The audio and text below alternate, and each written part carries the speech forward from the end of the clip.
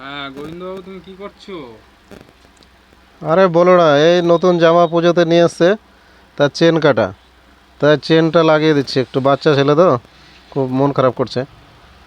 তো আমি বলতে চাইছি, যারা জামা কাপড় পুজোতে কিনতে যাচ্ছেন তারা অবশ্যই একটু দেখে নেবেন। তা না হলে একটা পছন্দ হলো জিনিস আর নিয়ে চলে এলেন, তাতে কত সমস্যা। এই যে চেন কাটা জামাটার, তো এটা একটা সমস্যা না, বাচ্চাদের ব্যাপার। আর একটা জিনিস হচ্ছে, অনেকে দেখছি এমন এমন জিনিস নিয়ে আসছে মেয়েরা, তার পছন্দ, জিনিসটা পছন্দ কিন্তু তার সাইজে হয় না, তার থেকে অনেক বড় সাইজ, কিন্তু তার পছন্দ হয়েছে জিনিসটা নিতে হবে। কি ভাবছে যে সেলাই করে দেবো, যতই সেলাই করে নিক, টেকে নিক, তাতে কি সেই নতুনের যে শরীরের সাথে বসার একটা ফিটিংস, সেই সৌন্দর্য কি আনা যায়? সেটা সম্ভব না।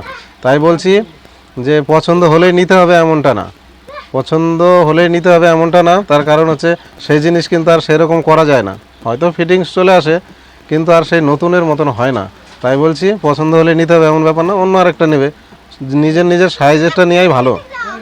তাই সবাইকে বলছি, জামা কাপড় কিনতে গেলে নিজের সাইজ অনুযায়ী জিনিস কিনবেন, আর হচ্ছে একটু দেখে শুনে নেবেন।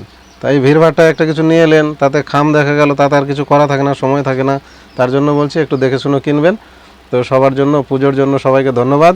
সবাই পুজোতে খুব আনন্দ করেন, ভালো কাটান।